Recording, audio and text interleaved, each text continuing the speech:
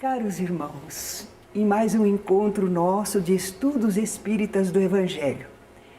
O nosso tema hoje é o povo hebreu. O povo no qual Jesus nasceu e viveu aqui, né, há 2000 anos atrás, não é? Vamos conhecer um pouco a história desse povo, a sua origem. Era um povo asiático e da antiguidade. E era um povo que estava vivendo 2000 anos mais ou menos antes de Jesus. Que interessante a história, não é? 2000 anos antes de Jesus, 2000 anos até nós, não é? São períodos. E isso se passa na Mesopotâmia. Nós trouxemos um mapa para mostrar alguma coisa a vocês. Não está bem nítido, mas eu gostaria que alguém ligasse ali o aparelho ali na frente só para mostrar. Isso, aí. Vejam lá, é um chamado crescente fértil na Mesopotâmia. Mesopotâmia quer dizer entre dois rios, era o rio Eufrates e o Tigres. Aquela linhazinha vermelha vai mostrar o caminho que o povo fez, este povo do qual estamos falando. Começa ali embaixo na cidadezinha de Ur, ali é que começa. Uma cidade que a gente costuma dizer uma cidadezinha, não era. Era um bom centro político, era um centro comercial, era uma cidade de certa importância. E esse povo não tinha, por enquanto, uma fixação. Podemos dizer que eles eram pastores nômades. E a história toda começa com um patriarca deles. Ele não era patriarca ainda, ele vai se tornar patriarca, não é? A origem daquele povo, o ancestral daquele povo, muito famoso. Abraão, o nome dele era Abrão. Havia aqueles povos todos ali ao redor, politeístas, que adoravam muitos deuses. Mas Abrão já devia ter uma ideia monoteísta de um Deus único, porque desse Deus é que ele recebeu uma revelação. Nós já vemos aí uma manifestação mediúnica. Ele recebeu uma informação. É daí que vem aquele pacto que eles fizeram, não é? Ele e sua família tinham sido escolhidos pelo Deus único para serem o seu povo. Olha a expressão, povo eleito. Eles foram eleitos pelo Senhor. Deviam adorar somente a Ele, cumprir fielmente os seus mandamentos, e eles não iam viver ali. Abrão deveria sair daquela cidade e procurar uma terra que lhe era prometida, onde ele e os seus descendentes viveriam felizes. Uma terra muito fértil foi prometida para eles. Aí então nós temos a outra expressão bem conhecida, terra prometida. E como ele ia ser pai de uma multidão, porque ele daria origem a um grande povo, então o nome dele não seria mais Abrão, mas Abraão. Olha que modificações para eles, os nomes eram muito importantes. Havia significado nos nomes, não é? Então Abrão partiu com sua família. Ele e sua família? Ele não tinha filhos. Então como é que é ele e sua família? Ele tinha parentes. E havia também agregados, servos. Porque naquele tempo as pessoas eram ainda como na época feudal, não é? Alguém arregimentava um grupo ao seu redor. E ele começou a viagem, olha aquela linhazinha vermelha que vai subindo. Ela chega lá no alto, aquela região é Padã Arã, ou só planície de Arã. Ele chegou até lá, mas claro que a terra prometida não era lá ainda, mas ele ficou ali por algum tempo. Eles eram nômades e o pessoal da região não estava gostando muito de ver aquela gente chegando, porque era época de seca. Eles não tinham muita água, o gado já tinha comido a plantação até o toco. Então eles chegavam, não era só gente, eles chegavam com seus animais, com seus rebanhos. Eles se movimentavam com todos os seus pertences, não é? Então os povos dali não foram muito favoráveis. E eles foram descendo. Aqui, quase no final, nós temos então ali a atual Palestina. A atual Palestina, ali naquela faixinha verde. Eles passaram por ali. Ah, mas ali era a terra prometida, era Canaã. A terra prometida era, mas eles ainda não sabiam. A verdade é que eles não podiam ficar por lá. De novo, aqueles povos, outros diziam, não, aqui já tem gente. Aqui não dá para sustentar todos nós. E eles desceram até aqui um pedacinho do Egito. Chegaram até porque no Egito havia água. Havia o rio Nilo, havia água, né? Mas eles precisaram depois voltar. Então aí voltaram e vão começar a se ajeitar em Canaã, apesar das dificuldades. Abrão teve 2 filhos. Nós dissemos que ele não tinha filhos antes, mas ele teve primeiramente um filho. Como a mulher dele parecia estéril, ele teve um filho com uma escrava, Agar. E ela lhe deu o filho Ismael, que é a origem dos ismaelitas, né, dos árabes. Mas depois Sara, a mulher dele, teve um filho.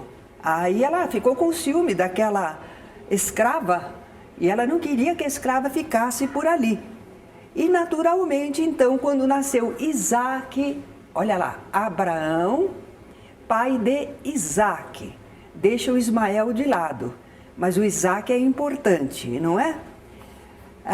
Isaque, por sua vez, quando ficou moço, casou, ele teve 2 filhos, Esaú e Jacó. Esaú era o mais velho. Eles eram gêmeos, como é que era mais velho? Era o que saiu primeiro do ventre. É questão de segundinhos, 1 minuto talvez, mas foi o primeiro. E para eles o primogênito, o primeiro que nascia, é que era o herdeiro de tudo.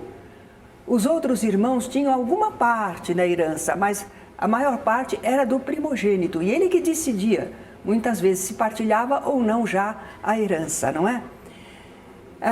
Jacó, porém, era um homem corajoso, tinha lá suas qualidades, não é? E ele também era amparado pela mãe. A mãe gostava dele. A mãe gostava do Jacó e queria proteger o Jacó. O Jacó não é primogênito?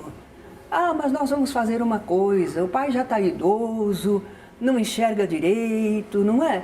Então ele fica meio bêbado também. E o que nós vamos fazer? Você vai conseguir o direito de primogenitura, vamos enganar aí. Primeiramente vamos enganar o seu irmão, que chega do campo, cansado, faminto, e você tem aqui um prato de lentilhas. E ele está faminto, ele quer comer o prato de lentilhas. E você diz, eu dou o prato de lentilhas se você me der o direito de primogenitura, vende para mim. E o irmão vendeu. Acho que depois se arrependeu, né? Mas na hora, faminto, preferiu comer, não é? Agora, acontece que também o Esaú, ele era peludo, ele tinha cabelo revolto, crespo, ruivo. E o Jacó não. Mas a mãe pegou uma pele de bicho, colocou na cabeça do Jacó, para que quando o pai apalpasse, meu filho, né? Porque tinha que dar a bênção de primogênito também, né? Então que ele achasse que era o filho dele preferido, primogênito, Esaú. E assim aconteceu. Quer dizer que por tramóias, Jacó teve o direito de primogenitura. Não se assustem não, porque se a gente ler a Bíblia, aquele povo vivia de artifícios, de artimanhas, de traições, de mentiras, não é? Eles falavam muito em Deus, mas não agiam sempre tão correto, não, quando eram os seus interesses, não é? Bom, agora, Jacó, eu disse que ele tinha valores. Por exemplo, certa ocasião, ele se defrontou com alguém que impedia o seu caminho e começou a lutar com essa pessoa. Mas aquela pessoa parecia que era forte também e não se dava por vencida, e ele também não. Ele foi lutando, lutando, isso é quando ia fazer a travessia do rio Jaboque, foi lá que aconteceu. E ele lutava, ele só se deu por vencido quando ele foi ferido na coxa. Aí ele ficou desconjuntado, não podia mais lutar. Quem lutava com ele era um anjo, era um mensageiro. Histórias fantásticas, não é? Era um mensageiro do Senhor. E esse mensageiro então deu um nome para ele. A qualidade dele, combativo, que luta até com o próprio Deus, com o mensageiro de Deus, não é? Então deu o nome a ele de Israel. El geralmente tem referência com Deus, certo? El é uma terminação que fala de Deus. Israel, que seria o que luta com Deus, o combativo. E é uma característica desse povo, não é? Eles lutam, insistem, são combativos, né? Pode ter razão ou não, mas são combativos. Bem, esse Jacó, que era filho de Abraão, que obteve o direito de primogenitura por artifício e que é chamado agora Israel, ele teve 12 filhos. 12 filhos. Rúben, Simeão, Levi, Judá, Dan, Neftali, Gade, Aser, Issacar, Zabulon, José e Benjamim. 12 filhos, homens, não é? Mais tarde, esse povo, os hebreus, quando eles se referiam a si mesmos, eles não falavam propriamente hebreus, eles diziam israelitas, porque todos eles vão descender de Israel. É desse Israel que teve 12 filhos que vai descender todo o povo, não é? Eles falavam também o povo de Israel, ou simplesmente Israel. Ouve, ó Israel, o Senhor teu Deus, quer dizer, ouve, ó povo israelita, não é? Quando eles falavam do Deus único, eles diziam o Deus de Abraão, olha lá o patriarca, o Deus de Isaac, filho dele, e o Deus de Jacó. Eram os 3 patriarcas importantes de onde eles provinham. Muitas vezes vamos ler isso na Bíblia. O Deus de Abraão, o Deus de Isaac e o Deus de Jacó, né? Agora, entre os filhos de Jacó, tinha um que chamava José. Esse José vai ser importante. Esse José estava predestinado a grandes coisas. Ele é uma boa pessoa, mas os irmãos não gostavam dele. Achavam que ele queria aparecer mais, que ele queria ser mais importante. Não era. José era inteligente, era assistido espiritualmente, não é? Mas os irmãos tinham inveja dele. E o que fizeram? Eles iam matá-lo. Quando eles foram para o campo trabalhar, eles iam matá-lo. Mas depois resolveram vendê-lo para uns mercadores que iam passando, que iam lá para o Egito. E José foi vendido por seus irmãos para o Egito. Esse José vai ser importante, hein? Porque lá no Egito não dá para contar todas as coisas, não é? Mas ele sabia interpretar sonhos, os avisos espirituais através de sonho. E ele decifra um sonho do faraó. E quando ele decifra o sonho do faraó, e é uma verdade, dizendo que ia haver no Egito uma época de grande fartura, 7 anos de fartura, mas depois viriam 7 anos de vacas magras. Por isso que o povo fala vacas magras, não é? E que então aquele faraó deveria guardar a colheita, não desperdiçar tudo na fartura, porque eles iriam precisar nos 7 anos de escassez de alimentos, não é? E o faraó gostou da orientação e fez assim como esse José ensinara. E o José passou a ser o braço direito do faraó, assumiu uma importância no reino egípcio, não é?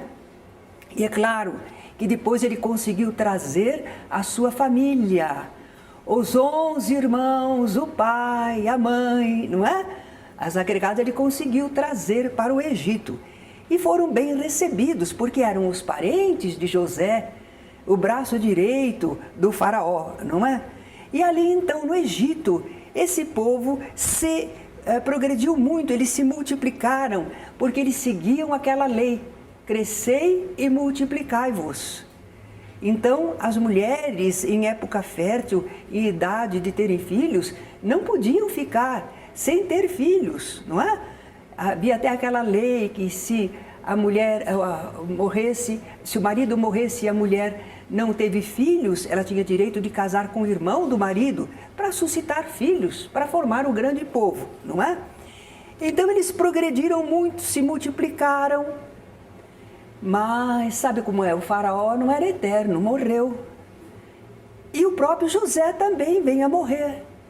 E agora? O Egito se vê com aquele pessoal todo, muita gente. O Brasil é acolhedor, não é? Mas se não tivéssemos assim, nesta época, fatores que ajudam a diluir e mesclam bem as pessoas, porque os israelitas não se mesclavam não, hein?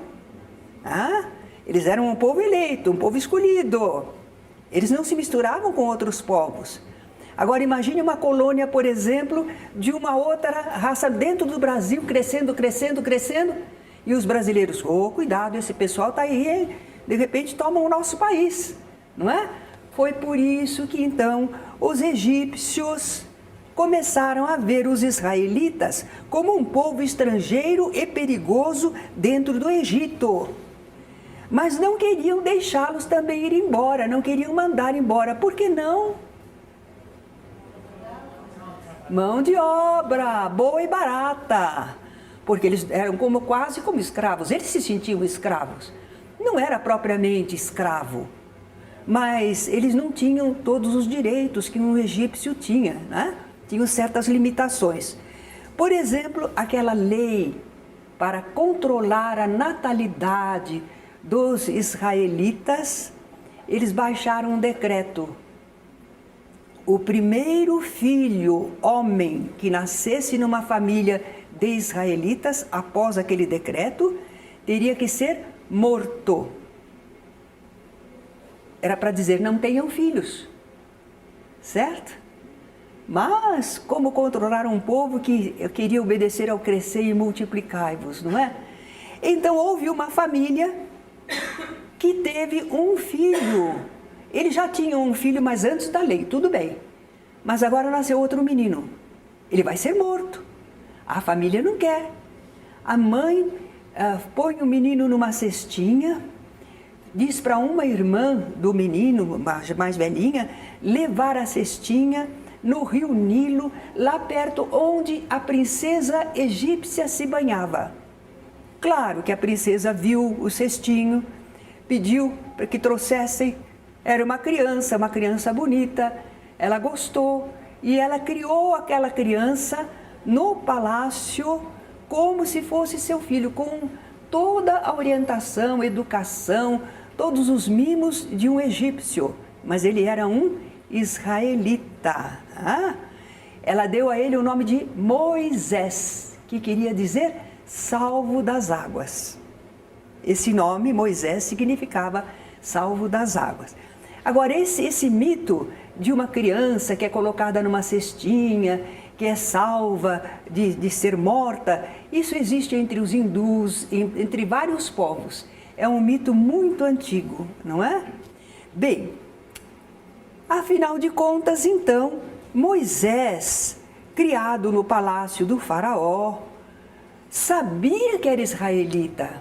Não foi possível esconder, né? Todo mundo sabia que ele veio no cestinho, era um israelita. Então, quando adulto, ele viu um soldado egípcio maltratar um israelita. E ele ficou indignado e lutou com o soldado e acabou matando o soldado. Talvez ele não quisesse, mas na luta ele matou o soldado. Aí ele não podia ficar no Egito. Tudo bem que a princesa gostava dele, tudo bem que ele tinha sua posição, mas afinal de contas ele matou um soldado egípcio.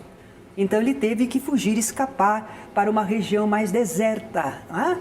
Mas lá ele vai ter uma inspiração, um chamado divino, depois de alguns anos.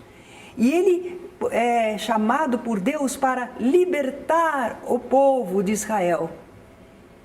Tem até um canto do pessoal que faz gospel, né? Assim, Moisés, liberta o teu povo. Vem, Moisés, liberta o teu povo. Não é? Foi o que ele recebeu a ordem que ele recebeu de Deus. E realmente ele volta para o Egito e com manifestações espirituais, alguns acham que parte também mágica, não é? Ele consegue fazer que o povo saia daquela escravidão do Egito. É aí que nós temos aquelas 10 pragas do Egito, lembram? A última é terrível, mata todos os primogênitos dos egípcios, até dos animais. Deus não faria uma coisa dessa, né? Mas eles contam a história, quem está contando a história são eles contam do jeito deles, não é? Poderia ser até uma grande conspiração. Mas a verdade é que o faraó, que não cedia diante das pragas, parecia ceder, mas voltava atrás, diante dessa última praga, ele entregou os pontos, né? Então eles estavam prontinhos já para a viagem, porque a instrução espiritual dizia para eles estarem prontinhos para a viagem. Já ter comido alguma coisa, estar calçados, cajado na mão, roupa de viagem. Então, quando veio a permissão do faraó, eles saíram rapidamente, porque o faraó podia voltar atrás, não é? E assim eles conseguiram sair a travessia do Mar Vermelho, que o cinema mostra como aquelas colunas enormes de água. Outros dizem que não, a região em que eles atravessaram era o Mar dos Sargassos, era do Mar Vermelho, mas era uma região alagadiça. E pode ter a maré, não é? Então, com a maré baixa, deu para eles passarem, não é? Não tem toda aquela dramaticidade que a gente vê nos filmes que falam a respeito, não. Mas terminavam assim 450 anos dos israelitas no Egito. Muitos desses anos tinham parecido para eles um cativeiro. Quando saiu do Egito, Moisés não pôde logo parar em Canaã, tomar posse dela. Aquele povo, aquele aglomerado de gente, veja, foram 450 anos. Eles estão vivendo num país estrangeiro, que eram politeístas. Sabe como é? O povo fica amolentado, pega costumes errados. Então não era aquele povo que precisava ser.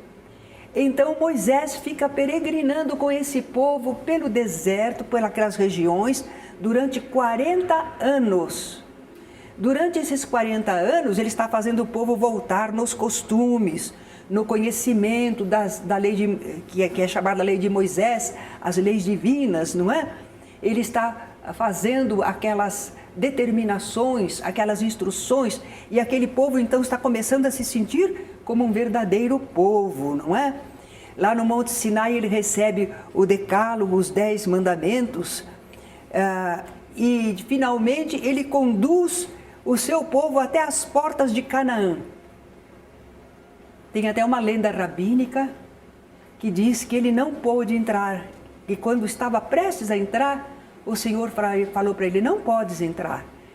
Ele disse, se eu não posso entrar como comandante, deixa eu entrar como um simples soldado. Não, não podes. Se eu não posso entrar como um soldado, um vivo, deixa eu entrar morto, que meu corpo repouse na terra santa. Não, não podes. Por quê? Porque duvidaste da criatura humana, que eles pudessem me entender e me seguir. E aí Moisés começou a apontar as falhas das criaturas, né? Os homens são sanguinolentos, são perdulários, são egoístas, são assassinos, são isto, são aquilo. Ele disse, mas você também é um homem. E se você entendeu a minha lei, por que você acha que eles não entenderiam também?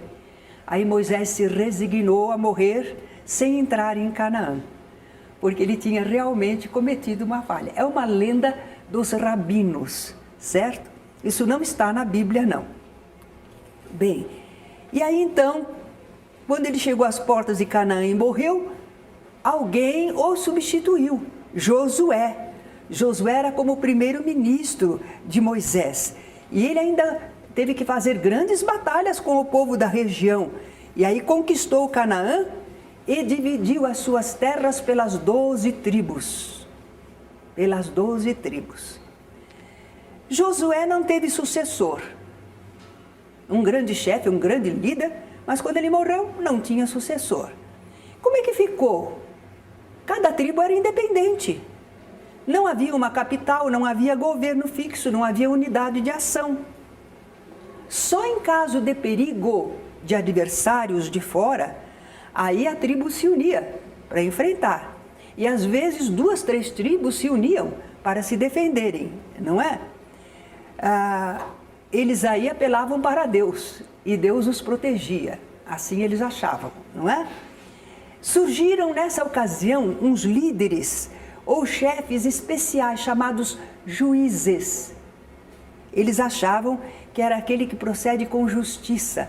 Deus fazia suscitar naquela tribo ou nas tribos alguém que se destacava e assumia a liderança. E não era só homem não, poderia ser mulher, certo? Havia mulheres que também foram juízes, lideraram o povo nessas ocasiões. Agora aquele povo está sem rei, os outros povos possuem um rei. E os israelitas então começaram a pedir, nós queremos um rei, nós queremos um rei, nós também queremos um rei. E Samuel era um profeta, era um porta-voz, era um médium, era um mensageiro do Senhor. E esse Samuel tinha grande autoridade moral sobre o povo. Ele atendeu, ele ouviu uma informação divina, uma inspiração que podia sagrar alguém que já estava preparado para ser rei. E ele sagrou então Saul. Saul foi o primeiro rei de Israel, o primeiro rei daquele povo, Saul. A história dele é muito bonita, tem os livros de reis que contam a história. Não dá para a gente contar tudo, é muito longo, aqui é um resumo, não é? Saul não cumpriu direito as leis divinas e morreu numa grande batalha, ele e seus filhos. Lembra aquele Saul que mandou chamar a pitonisa em Endor para saber? Ele tinha proibido, estava tudo proibido, né, desde o tempo de Moisés. Mas ele queria saber se ele ia morrer ou não, qual era a sorte dele, como é que estava espiritualmente. Então ele procurou uma pitonisa, uma mulher com espírito de adivinhação, não é? Tem esse episódio, mas ela deu a triste notícia. Ela intermediou Samuel, que já era espírito, já tinha morrido, estava no plano espiritual. Ela intermediou Samuel, que deu a triste notícia para Saul. Como ele não obedecer às leis divinas, ele e os filhos dele morreriam naquela batalha. E de fato, Saul morreu. Mas ficou então quem? Um sucessor dele que foi Davi. Não era filho dele, mas foi o sucessor. Davi, aquele pastorzinho que matou o gigante Golias com a sua funda, aquelas pedras, não é? O padre Vieira diz que é um modo bonito de contar a história, né? Não é verdade, mas ele diz assim que as pedras que Davi lançou e mataram o gigante Golias eram 5 verdades duras. Então não eram pedra, seriam 5 verdades que derrotaram a ele. É um modo lindo, né, do padre Vieira fazer uma comparação, tirar algum ensinamento, né, daqueles episódios. Então, Davi foi o segundo rei. Aí o filho dele, Salomão, se tornou o terceiro rei e foi muito famoso por sua sabedoria e por suas realizações. Todos nós sabemos, não é? Salomão, a glória do reino de Salomão. Mas o filho de Salomão não conseguiu manter a unidade do reino. As tribos se desentenderam e se dividiram formando 2 grupos, que eles chamaram de reinos. Reino de Israel, as 10 tribos do norte, que fizeram a capital em Samaria. Esse reino teve 19 reis, durou 242 anos. E o outro reino, o reino de Judá, olha a importância, daí que veio os judeus. Reino de Judá era composto de só 2 tribos, a tribo de Judá e de Benjamim. Benjamim era o mais novinho de todos, né? A capital foi em Jerusalém. Teve 20 reis e o outro reino durou 242 anos, eles duraram 132 anos mais do que isso. Mesmo assim, também acabaram dominados. Mas eles foram, daí que vem os judeus, dessa tribo, né, Judá, é que vem os judeus. Eles mais se destacaram entre os israelitas e ainda existem os seus descendentes até hoje. Vai mais um pedacinho, depois nós fazemos um ligeiro intervalo. Esse povo hebreu foi sendo subjugado sucessivamente pelos assírios, pelos babilônios. Eles não eram um povo guerreiro, eles não tinham exército, eles não tinham poder, mas outros povos tinham e eram conquistadores. Então, de vez em quando, eles ficavam dominados por algum desses reinos, não é? Assírios, babilônios, muitos judeus foram levados cativos para a Babilônia. Mas o imperador Ciro dos persas, que quando tomou o poder depois, permitiu que aqueles judeus que tinham ido cativos para a Babilônia, que eles voltassem para a sua terra. Foi bondoso, não é? Pode voltar, pode voltar. Então eles voltaram, restabeleceram o culto a Jeová, procuraram reconstruir o templo que tinha sido todo desorganizado, mas não adiantou muito tempo, porque aí vieram Alexandre o Grande, os macedônios, o Império Grego, né? Pronto, já ficaram de novo dominados. Mas Alexandre morreu mocinho, era um grande conquistador, mas morreu mocinho. Aí então o reino dele foi dividido e a Palestina, aquele pedaço de terra, coube em partilha para Antíoco, o sírio, ficou sob domínio da Síria. Mas não adiantou muito tempo, porque aí vieram os romanos, as águias romanas que tomavam conta do mundo todo, tomaram conta dali também. Então aconteceu o domínio romano cerca de 60 anos antes de Cristo. Dá para fazer aí uma pequena respiração, uma pequena pausa, não é? É só um resumo, nós estamos mostrando a trajetória desse povo, não é? Porque eles vão ser, ao tempo de Jesus, eles vão ser dispersos. Foi nessa época que eles foram dispersos lá da Palestina, de Jerusalém. E eles dizem que aquela terra é deles. Espera lá, tem muito tempo que os outros estão lá. Já existia gente de lá, que eles dominaram. E continuou existindo gente lá. Agora, no ano 2000, eles voltam e dizem que a terra é deles. E usa o capião dos outros. Certo? Mas para eles a terra é deles. Certo? Bem, então no ano 70 depois de Cristo, Jesus já tinha desencarnado, já tinha partido de volta para o plano espiritual. Mas houve tentativa de sublevação do pessoal israelita contra Roma. Imagine, lutar contra Roma, né?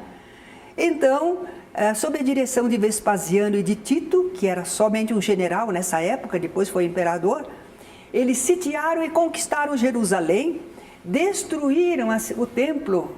Foi aí que destruíram, incendiaram a cidade, não é? Ainda eles voltaram a ser independentes com uma revolta chefiada por Bar Coqueba, no ano 132 a 135 depois de Cristo. Mas não adiantou, os romanos estavam lá ainda, os romanos dominaram. E aí o imperador Adriano proibiu os judeus de voltarem para a cidade. Não podiam voltar para Jerusalém, né? Ele fez ali uma colônia romana com o nome de Aélia Capitolina. E aí os judeus foram dispersos, é o que a gente chama de diáspora. Não foi só aí que houve diáspora. A diáspora já existia. O que era diáspora? Eram os judeus que viviam fora de Canaã. É aqueles que estavam fora da pátria. Mas eles continuavam sendo judeus israelitas, não é? Mas havia entre eles, por exemplo, sabe como é? Sai do país, convive com outros povos. Havia uns que eram judeus helenistas. Por quê? Porque é de grego, não é? Porque eles gostavam, falavam a língua grega e gostavam das ideias universalistas dos gregos. Então eram chamados de helenistas, mas eles eram judeus. Outros eram chamados de judaizantes, porque eles eram judeus e gostavam do judaísmo, nada de mudar. Mas eles estavam vivendo fora do país. Eles estavam vivendo lá fora, já existia. Mas quando os romanos disseram não pode voltar mais aqui, Então, aqueles judeus tiveram que ir para a diáspora, tiveram que sair pelo mundo. Eles só voltaram agora. Antes de Cristo já estava, não é? Os romanos já estavam dominando.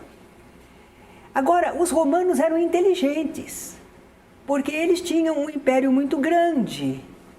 Eles dominavam, cobravam impostos, mas eles deixavam o povo continuar até certo ponto com a sua vida, com as suas instituições, com a sua religião. Eles não impunham a religião romana, os seus deuses. Interessante, não é? Eram espertos, porque senão era guerra que não acabava mais. Eles dominavam militarmente, usavam politicamente dinheiro, recursos, mas eles não se incomodavam que o povo vivesse como eles eram. Desde que não ferissem os interesses e o poder de Roma.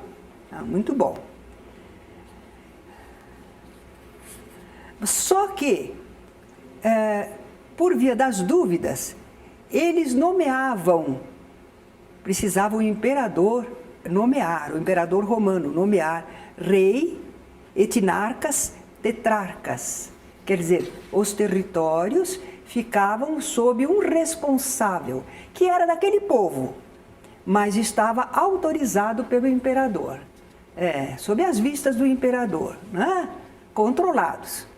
Então, no ano 43 a.C., os romanos nomearam um rei para a Palestina.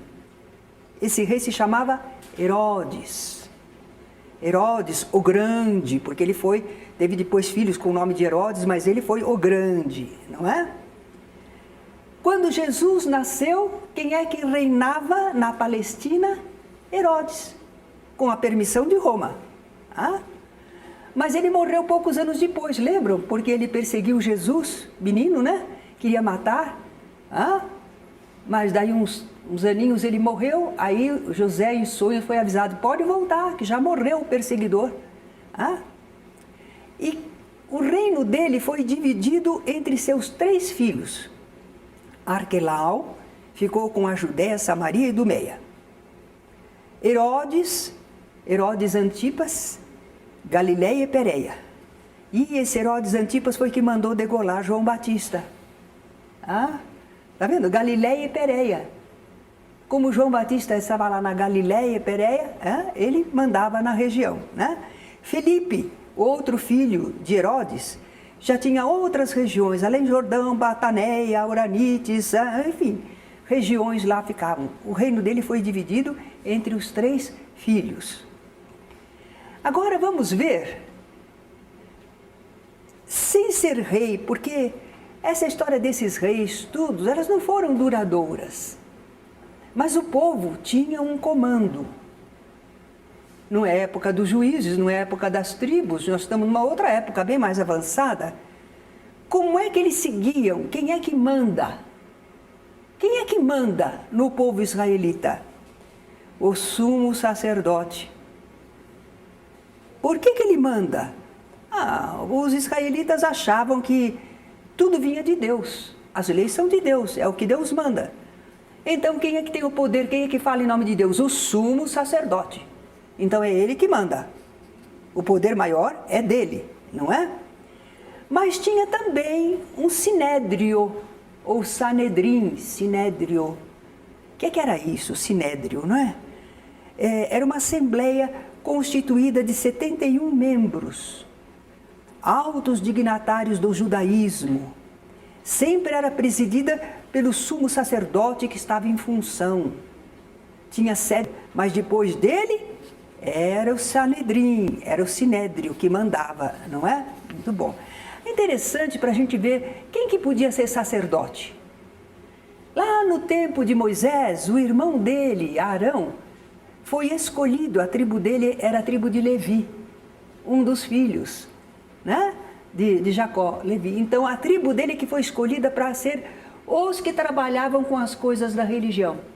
Essa tribo ficou, os seus descendentes, se fosse da família de Arão, não só da tribo de Levi, mas também da família de Arão, do irmão de Moisés, então Moisés era levita, era da tribo de Levi, não é? Já deciframos o mistério. Então, se fosse da tribo de Levi, podia trabalhar nas coisas religiosas. Tinha sua oportunidade. Agora, se fosse da família de Arão, podia ser sacerdote. Com toda a carreira que chegasse a talvez a sumo sacerdote, não é? E os outros que não eram da família de Arão, mas eram da tribo de Levi? Eles eram funcionários das coisas religiosas. Eles faziam a escrituração no templo, eles controlavam os visitantes do templo, enfim, eles tinham faziam cânticos, eram músicos, eles tinham tarefas ligadas ao templo, à religião, mas não eram sacerdotes, porque eles não eram da família de Arão, embora fossem da tribo de Levi. Tá claro até aí? Bem, então o Sinédrio, ele dividia-se em 3 grupos. Grupos de mais ou menos o mesmo número de pessoas. Príncipes dos sacerdotes. Príncipes, os principais dos sacerdotes. Porque havia sumos sacerdotes que não estavam mais em função. Mas quem foi rei sempre tem majestade, não é? Os senadores deixam de ser senador, mas têm umas tantas regalias, não tem? Então, os sumos sacerdotes, que não eram mais o que estava em exercício, mas ele tinha o seu status, não é? Chefes de famílias sacerdotais, então eram chamados os príncipes dos sacerdotes, ou principais dos sacerdotes. Havia também os anciãos do povo. Anciãos do povo? Eram leigos, aí não eram sacerdotes, eram leigos, mas pertenciam a famílias aristocráticas e importantes. Então eles também faziam parte do poder, lá do Sinedrim. Escribas ou doutores da lei.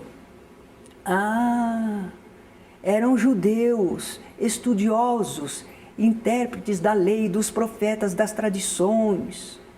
Eles atuavam mais nas sinagogas, mas o povo gostava muito deles, considerava muito eles, né? E nas outras cidades e nas aldeias, havia tribunais menores, constituídos por juízes escolhidos entre os anciãos. Os anciãos eram aqueles tais leigos pertencentes a famílias aristocráticas e importantes, não é? Então, quer dizer, onde te precisasse fazer um pequeno julgamento, a decisão em relação à cidade, aquela localidade, tinha aquele pequeno juízo. Mas os casos maiores era para o Sinédrio, certo? Bom, interessante, aqui a gente começa já a verificar, nós vamos ter daqui a pouco uma explicação melhor de partidos e seitas. Mas convém a gente saber que os príncipes dos sacerdotes, esses principais dos sacerdotes, adotavam princípios saduceus. Os saduceus não acreditavam em reencarnação, em imortalidade. Eles achavam que só valia a lei de Moisés, nada de outras obras, outras interpretações, não é? Saduceus. Mas os escribas, ou doutores da lei, eles eram mais fariseus. Eles já achavam que tinha muita coisa que podia ser adotada e precisava interpretar. Então eles estudavam, interpretavam. E os saduceus não gostavam deles, não. Não gostavam, não, nada, só o Torá, só as 5 obras, só o Pentateuco de Moisés. E eles não, eles achavam, não, mas tem um livro tal, tem um livro tal, tem um livro tal, certo? Então, eles tinham tendências diferentes. No livro vocês vão ver também, nesse capítulo, as penalidades que havia, porque nós estamos falando de governo, né? Que penalidades que eles tinham? Não tinha cadeira elétrica, não. Nem existia eletricidade naquela época, né? De conhecimento humano. Mas eles usavam a pena de talião. Quem foi talião? Uma ocasião eu andei procurando, até que me explicaram. Não é ninguém. Chama-se pena de talião, aquela pena que é assim, para determinado crime, uma penalidade igual a ele. Tal crime, tal penalidade. É a pena de talião, certo? retaliação, certo? Então não tem nenhum homem chamado talião, não adianta procurar, certo? Eles aplicavam a pena de talião, olho por olho, dente por dente. Foi essa lei que Moisés colocou lá nos seus livros. Multa em dinheiro, conforme lá o prejuízo que eles causassem para a comunidade, tinha que pagar a multa em dinheiro. Prisão, se ficasse devendo ia para a prisão, não é? Oferta de sacrifício expiatório, conforme o crime, o problema que eles achavam, se ele fizesse um sacrifício lá no templo, ele ficava limpo diante de Deus, certo? Flagelação. O apóstolo Paulo foi flagelado, né? Os apóstolos, alguns deles foram, né? A lei judaica permitia só 40 açoites. Só, hein? 40, hein? Mas com medo de ultrapassar e ser ilegal, eles se aplicavam 39. Por via das dúvidas, eles não passavam do limite, não é? Agora, os romanos açoitavam e não tinha limite. Excomunhão. Excomunhão, olha lá, o sacerdote que quis excomungar, né, nos dias de hoje. De onde que eles tiraram excomunhão? A pessoa era excluída da comunidade judaica, conforme o que eles achavam que era crime perante Deus, descumprimento das leis, blasfêmia, isso, aquilo, outro. Então a pessoa não podia mais frequentar as sinagogas nem o templo. Eles primeiro faziam várias advertências, depois eles excomungavam. Quer dizer que a pessoa ficava bem avisada antes. E a pena de morte? O que existia era por lapidação. Lapidação é jogar pedra. Matar jogando pedra. Olha, o Estevão não foi morto assim? Aquela mulher adúltera, o pessoal não queria jogar pedra nela? Lapidar? Então era uma pena deles, apedrejamento. Agora, os romanos reservavam para eles o direito de aplicação da pena de morte. Não nesses casinhos que eram religiosos, mas se fossem casos que feriam os interesses romanos, não é? O Sinédrio condenou Jesus à pena de morte. Queria matar Jesus. Mas o procurador romano Pilatos é que podia mandar executar. E ele usou a crucificação. Porque ali no caso acusavam Jesus de atentar contra Roma. Era crime político, certo? Não era crime particular entre eles. Bem, quanto assunto para essa aula, né? Mas sabe, às vezes a gente diz assim, olha, se você vai aprender a jogar pife-pafe, você não tem que aprender os naipes, o que valem, quantas cartas tem, como é que faz a batida, não tem. E não é demorado para aprender? Cabuloso, mas o pessoal aprende com interesse, hein? Porque quer jogar, não é? Então nós estamos armando o jogo. Nós estamos dando as coordenadas para depois a gente poder jogar um jogo de ler a Bíblia e entender. Agora vamos ver seitas e partidos. É interessante porque Jesus vai se defrontar com esse pessoal, essas seitas e esses partidos. Então nós vamos ver quem são eles. Porque entre nós aqui no nosso povo, talvez a gente não distingua esses grupos, não é? Que grupos? Nós temos quando muito partidos políticos que o povo não liga muito para eles, não é? A gente nem sabe às vezes em quem votou, de que partido era. Então, nós não temos essa, mas para eles eram importantes. Eles se dividiam em partidos e seitas. Durante a dominação dos sírios, isso foi antes de Jesus, 197 a 142 a.C. Foi nessa época que se formaram diversos partidos ou seitas e se mantiveram ativos até 70 depois de Cristo. Quer dizer que essas seitas existiam ao tempo de Jesus, mas eram antigas. Não se formaram ao tempo de Jesus, já existiam.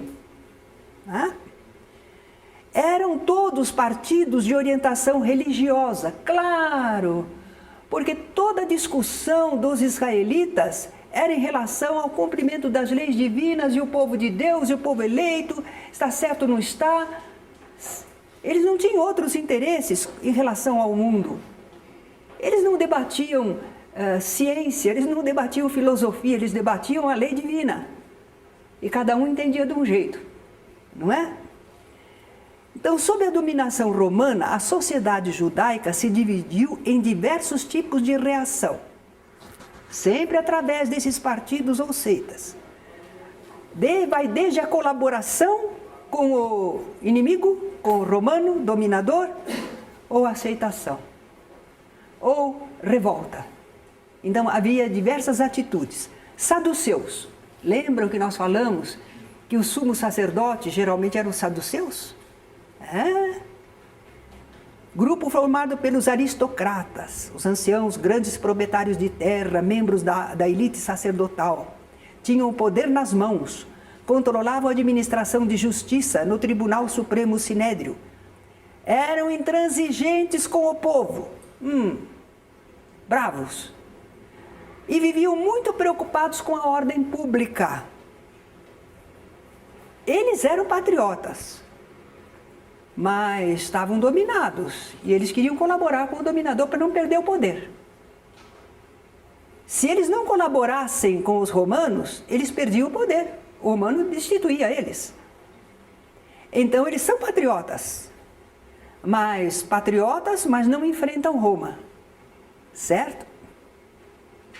Para não perderem seus cargos e privilégios. No aspecto religioso, lembram dos fariseus? Os fariseus achavam que podia ter outros livros interessantes, e eles, os saduceus, não só as 5 obras. Então aqui eles se opunham aos fariseus. Não aceitavam nenhuma tradição oral. E da lei escrita eles só admitiam o Pentateuco. Qualquer coisa que parecesse assim um desenvolvimento posterior da lei, eles não gostavam. Eram aqueles bem intransigentes, né? Ficavam fechados nas 5 obras básicas. Não aceitavam a existência de espíritos, vida além túmulo, nem ressurreição dos mortos. É um saduceu que vai propor para Jesus, uma mulher casou, mas não teve filhos, morreu o marido, aí veio o outro também, 7 irmãos, ela casou com todos. No final de qual dos 7 ela vai ser esposa? Porque eles queriam dizer assim, se a vida continua, de qual dos 7 ela vai ser esposa? E aí Jesus responde, não, vocês não sabem como as coisas são, né, espiritualmente, porque no céu eles são como os mensageiros que não se casam nem se dão em casamento. Foram os saduceus que fizeram essa pergunta. Por isso, eles pensavam que Jesus ia ficar sem resposta. Eles é que eram tacanhos no seu conhecimento, não é? Eles acreditavam no reinado do Messias, que viria o Messias Salvador, eles acreditavam. Mas eles não se preocupavam muito com isso, não. Eles gostariam de ter influência religiosa sobre o povo, mas era pouca. Só porque eles mandavam no templo. Mas, em verdade, na vida do povo, no pensar do povo, eles não interferiam muito, não. Porque o povo gostava mais dos fariseus. Porque os fariseus explicavam as leis, faziam aplicação. O que está na lei é isto, está escrito assim, porque é isto, assim, assim, é assim que devemos proceder. Então o povo gostava mais das explicações dos fariseus, né? Agora, os fariseu queria dizer separado, apartado, porque eles se separaram, eles se apartaram desde o tempo dos sírios, quando os sírios dominaram, eles se puseram de parte, sempre hostis para com os dominadores. Hostis, mas eles não usavam resistência pela força. Eles não brigavam, mas eles eram hostis. Os saduceus não, os saduceus, eles queriam os benefícios. Então eles até colaboravam, não é? Mas os fariseus não. Eles são os invasores, eles são os maus. Nós não brigamos com eles. Nós não temos poder para isso, mas nós não gostamos deles e não ajudamos. Era um partido numeroso, cerca de 6.000 homens. Mas também a parte de sacerdotes, a tribo tinha 24 mil homens. Claro que não estavam todos lá no templo. Eles faziam rodízio, porque não dava para sempre estarem todos lá. Então eles moravam em regiões diferentes e tinham um turno. Eles faziam um revezamento, né? Mas eram 24 mil. Dos sacerdotes, a tribo era muito grande. Cerca de 6 mil homens eram os fariseus. Qual era a profissão deles? Eles vinham de todas as camadas sociais, principalmente artesãos e pequenos comerciantes. E aquele clero pobre, os sacerdotes pobres, que não tinham muito acesso, também estavam se enturmando com o pessoal dos fariseus, não é? De início, eles queriam preservar a lei mosaica de influências estrangeiras deturpadoras. Conheciam muito a Torá, os Pentateuco, e diziam praticá-la melhor. Lembram que os fariseus eram aqueles que diziam que cumpriam a lei. Eu dou a 10ª parte de tudo quanto ganho. Eles selecionavam a obrigação que eles tinham de pagar alguma coisa por verduras, por animais, sacrifícios, tudo. Eles faziam questão de dizer que eles eram corretíssimos, cumpriam a lei. Interessante que, como eles acreditavam não só na Torá, mas naqueles livros que às vezes eram mediúnicos, não é, dos profetas, a doutrina deles seria um pouco próxima de Jesus.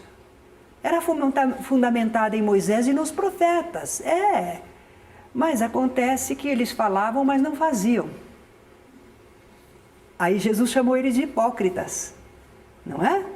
Não seriam todos hipócritas. Havia fariseus, doutores da lei muito corretos. Paulo teve um mestre, não é? Que foi Gamaliel, era ótima pessoa. Mas a maioria era assim mesmo, né? Eles tinham ares graves, faziam incessantes orações. Lembram que Jesus fala que eles ficavam nas esquinas orando? Então pareciam pessoas dignas. A seita dos fariseus parecia importante, digna. Isso é gente boa. Para o povo repercutia assim, né? Mas eles ficavam apegados demais à letra e faziam interpretações fantasistas, arbitrárias, não é? E se deixavam particularmente dominar por vícios, atitudes más. Então o povo admirava eles, procurava seguir o que eles falavam, mas Jesus chamou de hipócritas. Só que Jesus disse, não é? Fazei o que eles dizem, mas não o que eles fazem. Porque saber eles sabiam, só não agiam de acordo. Falta falar, estamos acabando, tem pouca coisa para a gente entender um pouco esse jogo. Zelotes. Dizem que um dos apóstolos de Jesus era também zelote, né? Era dessa seita. Zelote. Esses eram fariseus também, mas eles partiam para a luta armada. Esses não ficavam só, não gosto. Eles iam para a luta armada. Se havia traidores da causa judaica, eles matavam. Então eles eram vistos como assidim, assassinos, sicários. As autoridades, porque tem o Sinédrio, né, os saduceus. Os zelotes são ligados aos fariseus e são agressivos. Isso não me interessa para os saduceus, porque eles querem estar bem com o dominador, eles não querem perder seus benefícios, suas situações. Então eles perseguiam os zelotes, eles perseguiam, e o poder romano também, eram perseguidos. Quem eram esses zelotes? Geralmente eram pequenos camponeses, vinham lá da Galileia, das camadas mais pobres da sociedade. Eles sofriam com um sistema fiscal impiedoso. De um lado os romanos, do outro lado o templo. Era terrível, não dava para viver pagando tanto imposto, não é? Eles queriam expulsar os romanos, formar um estado teocrático governado por um descendente de Davi. Por que Davi? Porque era da casa de Davi que viria o Messias. Então eles achavam que Davi, que tinha sido rei, e que era da casa dele, daquela tribo que vinha o Messias, então o governante tinha que ser da casa de Davi, não é? Então, eles fizeram muitas revoltas armadas, todas elas eles perdiam, não conseguiam vencer. E aí nós temos os essênios, os essênios, né? Era uma associação religiosa, uma verdadeira ordem com os superiores, noviciado, votos. Eles evitavam o convívio com as mulheres, mas isso era um convívio comum, porque eles tinham época em que eles aceitavam as mulheres para gerarem filhos e educavam as crianças, mas eles não tinham mulheres no seu grupo não, né? Os essênios não tinham. Eles buscavam Deus por meio da lei de Moisés, tinham comunhão de bens entre todos, queriam praticar as virtudes, verdade, humildade, justiça, caridade, faziam muitas orações, leitura e comentários das escrituras da época, né? Eram mais rigorosos que os fariseus, porque eles observavam o sábado integralmente e multiplicavam as abluções, lavar o rosto, lavar os pés, não é? É interessante que o pessoal acha que Jesus teria vivido entre os essênios, porque havia tanta semelhança de pregação e de atitudes, não é? Só que Jesus não era um misógino, não era contra as mulheres. Não havia programa de casamento para ele, que ele sabia que em breve estaria de partida, não é? Mas Jesus não tinha aquelas atitudes de separação, de viver isolados, formar uma comunidade, não é? Eles tinham ideias boas e até fizeram uma comunidade que foi muito respeitada.